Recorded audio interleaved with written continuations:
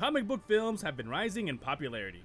What used to be just a small number of movies has evolved and grown into extended universes. What might be hard for the newcomers, or if you're just a casual fan, is who's who in comic book films and what faction they belong to. Mainly the big two companies, DC and Marvel. And probably what's even more confusing is how some characters can appear in some movies and other characters cannot. I'm gonna wait out here, okay? It's a big house. It's funny that I only ever see two of you. It's almost like the studio couldn't afford another X-Men. But do not fear, for I am here, Geek Knight, to provide a guide of who's who in DC and Marvel, and where they stand with their films, along with future films. This is Superheroes 101. Unless you've seen them in an Avengers film or the Justice League promos, casual fans or just newcomers alike may not be able to tell who is who between DC and Marvel. We'll start with Marvel, since they do have multiple properties and quite the mess with their characters. We all know Marvel's cinematic universe with the Avengers, Captain America, Thor, and Iron Man. And I'm sure you've wondered why Wolverine, Deadpool, or the X-Men haven't teamed up or made appearances, just like they do in the comics. Well, it's real simple, kids. Licensing rights. While Disney and Marvel hold the rights to a majority of their heroes, they're still missing a few big hitters. That is, the X-Men, all of Mutant Kind, Deadpool, Galactus, and the shitstorm that is the Fantastic Four. It really is that god-awful. And the worst part is that they keep trying to make it better and it's not working. Just let it die. All of those guys are under Fox, and I'm still not entirely sure if all of those movies are even connected. Which is a big mistake if you ask me, but so was the reboot of the Fantastic Four. Go fuck yourself. Fox could have had their own cinematic universe if they combined the Fantastic Four, Deadpool, and the X-Men all together, but they haven't, and I don't think they ever planned to. But buckle in, kids, because this is where some stuff gets a little bit confusing. Some characters can share film rights, such as Scarlet Witch and Quicksilver, having made appearances in both X-Men Days of Future Past and Avengers Age of Ultron.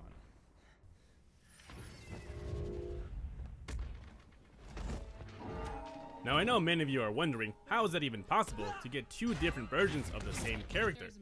Well, I'll explain how. Scarlet Witch and Quicksilver are mutants, both the son and daughter of Magneto, but at one point in their careers, they were also part of the Avengers team, giving Marvel full rights to put them in their movie as well.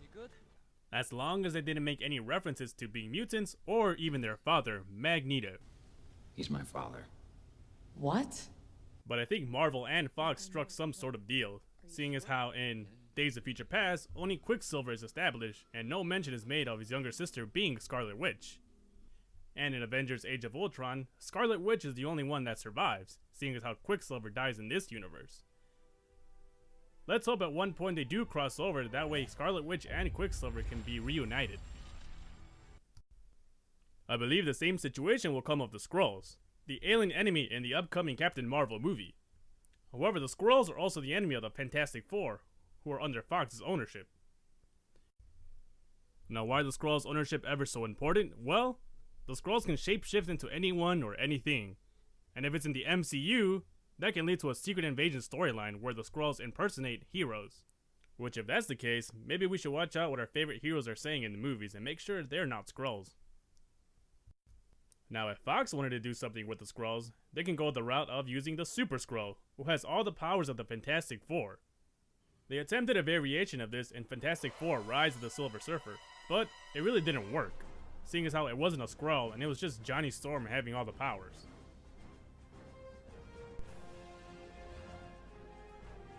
The last hero that we have under the Fox banner is Deadpool, who is a mutant, so unfortunately, he won't be in the Avengers and maybe not even in the X-Men films. But worst of all is we won't see his bromance with Spider-Man. At one point, Spider-Man was not part of the MCU.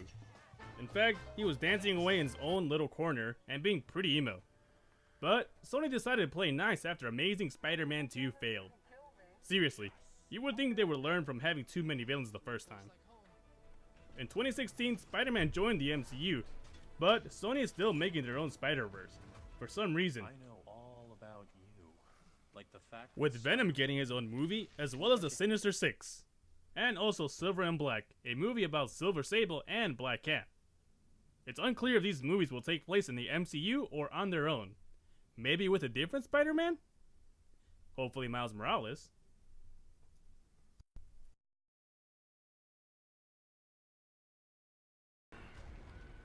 Lastly, for Marvel, we have Universal Studios, who own Hulk and Namor.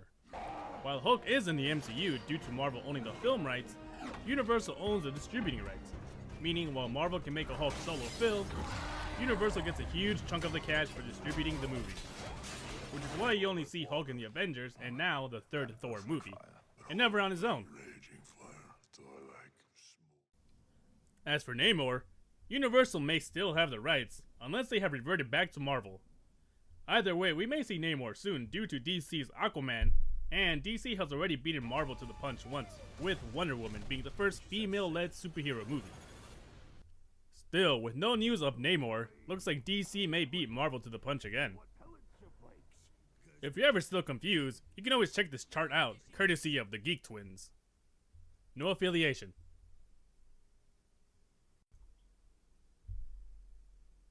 As for DC, none of their characters are spread out in different studios, thankfully. And Justice League is what will start the DCEU. Batman vs Superman does not count. And in the Justice League, we will have Aquaman, Flash, Cyborg, Superman, Batman, and Wonder Woman. And possibly the Green Lantern, Really hopefully. just vanish. Huh? Oh. That's rude. But what about the other heroes? Who are in the DCEU, but are not promoted or advertised with Justice League?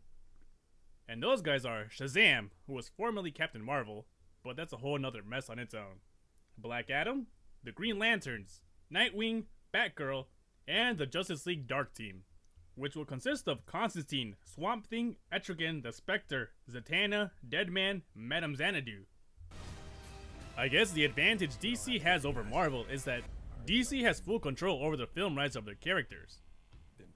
And unlike Marvel, they're not stuck in some kind of legal mumbo-jumbo. I still have high hopes for DC films, and I hope the DCEU looks as promising as it does in their opening logo for the movies.